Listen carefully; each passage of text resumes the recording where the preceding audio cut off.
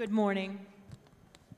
Good morning. I'm Colette Ballou of Ballou PR. I run a public relations firm for high-growth companies based in London, Paris, and now Berlin. And I have the extreme pleasure of interviewing today Jean-David Blanc. Jean-David is the founder of Allocine, which is the French multimedia guide to entertainment, which was sold to Vivendi Universal, correct? Mm-hmm. And that's one of his accomplishments. I think the things that I like most about Jean-David are some of his varied and interesting investments, which include companies like Medic, AppsFire, and Square. So what we're going to talk to a little bit today, I have a couple questions for him, and if we have time at the end, we're going to invite questions from the audience.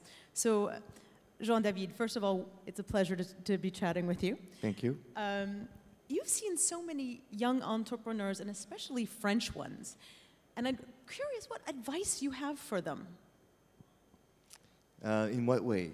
Well, for example, I'm interested about what you saw in France when you started. What was when you started out, were there business angels in France? I mean, what was it like? And no. When I started out, there was absolutely no business angels in the tech business. It was in the early 90s.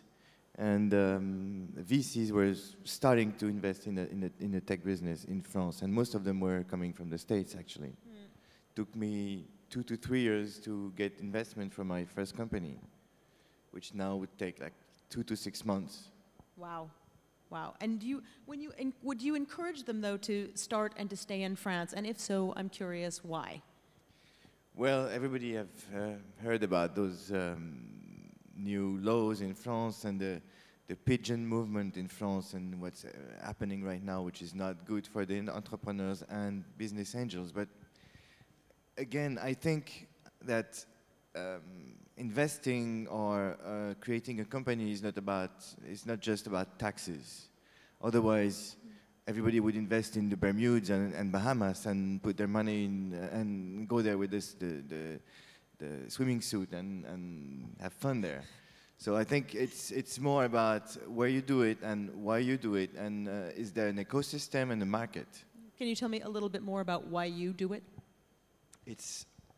I think it's all about passion, always about passion. So about winning, Vision. Or is it about actually building a market? Oh, no, what is it? It's not about winning or making money at the first stage. It's about envisioning something new that you want to take out on the market, creating something that nobody did before, something that you have in your heart and your mind, and you want to put it out there and do everything it takes to do that. Do you remember the first time you told me a little bit about you started your first company at what age? How old were you? I was 14 years old. 14, and have you ever worked in a large company since then? No. Interesting. Do you think you could? Maybe, yeah, probably. Depends what and for what. So I'm also actually going to push you a little bit because you touched on this, but I think it warrants a revisit. The French tax situation. Yeah. I know that Europe is going through tough times. This is France's reaction. But how could you actually encourage entrepreneurs to start companies in France when really we've kind of got it's not just the tax situation, it's the government. And it's in fact, maybe you can tell me a little bit, I perceive, France, and I love France, as somewhat hostile to entrepreneurs. Do you feel that way? And if so, why do you think that exists? Well, there is, I think, an history with France, with the bosses and the workers, each fighting against each other. And maybe it comes from the revolution or maybe the socialism during the last centuries. And now we have a huge history of fighting against the bosses and the workers. And this is deep in our blood. At the same time, there are lots of entrepreneurs in France.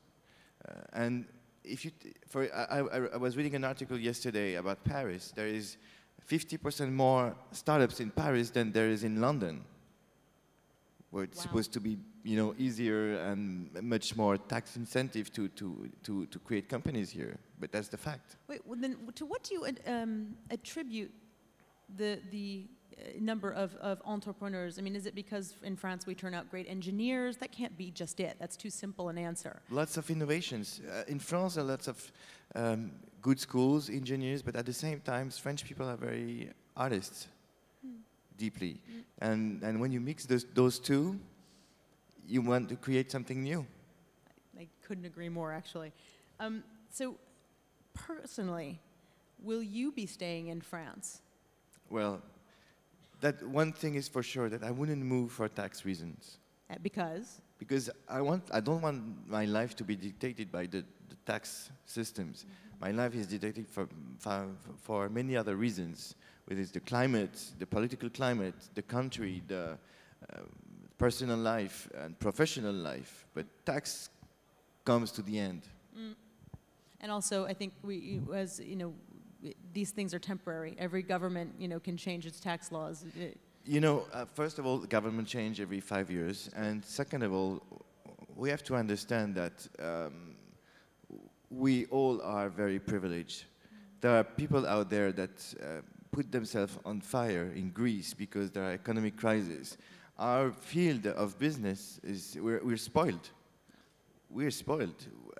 Everything out there is very hard right now in Europe, and we're going through a very, very big crisis. So I think it's a way to help the country and Europe right now to raise taxes. That's the French response. But it also scares away investors or potential investors in France. And I'm curious, you actually have a room full of people who potentially can be investing in France, whether it's actually with money or by putting a filiale of their company in France. What's your advice to them? How do you encourage them? I think it's a short-term vision. The real question is there an ecosystem in France? Are there any entrepreneurs in France? Is there a market in France? Are there any good opportunities to make business in France, business-wise, not tax-wise? Again, otherwise everybody would invest in Bermuda or Bahamas. This is true. So enough about what your advice is for other people. I'm curious, what are you currently working on? Well, what I love to do the most is, well, first of all, I sold my company in 2000, and I was working since I was 14 years old, so I needed fresh air in my mind, and I did a lot of things, but my favorite thing is to business angel startups, meet new entrepreneurs who have vision and hope in their eyes and want to change the world and invent new products and try to help them find money, giving them advices, introducing them to new people. And as we said earlier, creating a company is like having a baby, right? Having your own child. Well, business angeling is like becoming a grandparent. Somebody told me that yesterday. I think it's the best analogy. You want to become grandparent when you all the fun, but not so much of the mess. Exactly, exactly.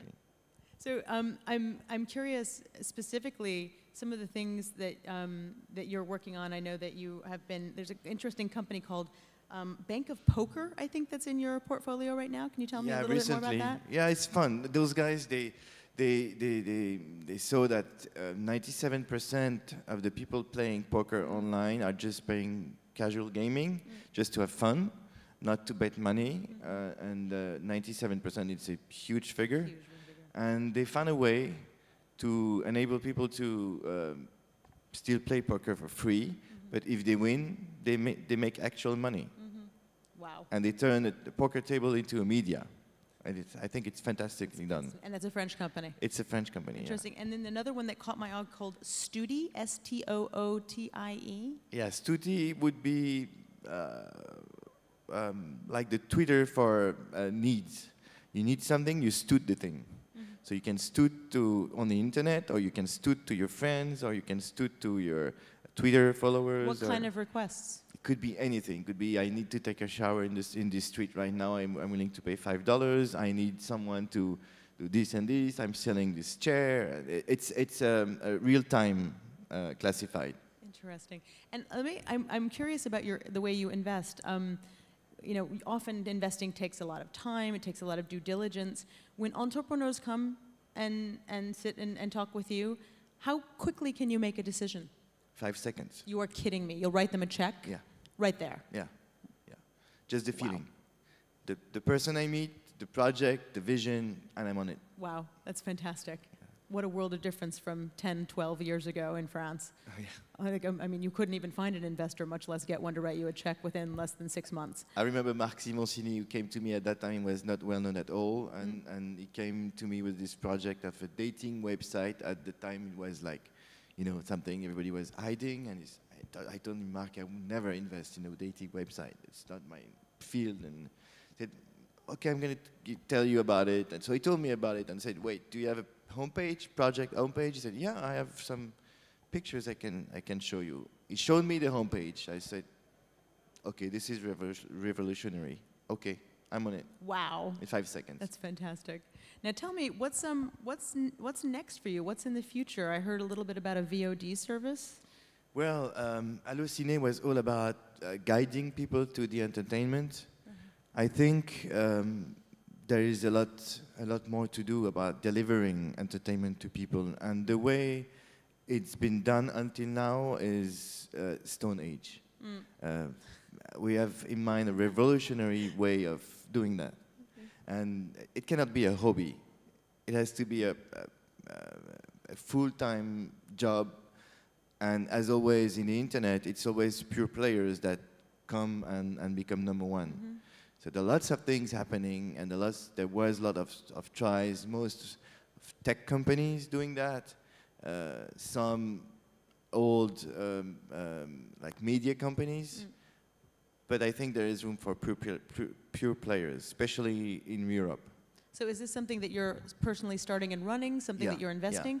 Yeah. I'm putting things together, working with the right owners for years. I've been blessed to be also in these 10 years' time, also a movie producer. I was involved in The Artist last year. I'm very well involved, a lot involved in the entertainment business, and I think it's time now to launch something revolutionary in this field. First of all, sounds fantastic. Second of all, what are you looking for? Are you looking for funding and, you know, partners, co-investors? Well, we're talking about a business, $1 billion business. Yeah. It's huge business, and it's changing a whole industry. The way internet changed others industry before, this is the new wave coming, and I'm not talking about changing the way people watch. I mean the media they used to watch, because they're always going to watch movies and shows on TV or tablets. But it's the way they watch it that's going to change. And that has to be thought from zero. Fantastic. So we have a few extra minutes, and I wanted to see if there are any questions from the audience. Actually, we have about 1 minute, so maybe one question. Anything? I actually want to know more about what you're doing, quite frankly, but I can ask you backstage. Yeah, we have one question back there. Hello, tell us just your name. Hi, my name is Matt Kelly from Visual DNA, and my question is, what's the biggest mistake you've ever made in investing? To invest when I have a doubt. I've been investing because some friends said, oh, you should invest in this company, can you help us? We're going to invest, you should invest with us. And I was at that time saying, well, you know what, I have a doubt. That could be the doubt on the business model, or most often on the entrepreneur, because the entrepreneurs can make mistakes, but if you don't make mistakes on the entrepreneur, you usually win. So the biggest mistake is to follow, not follow my guts, actually.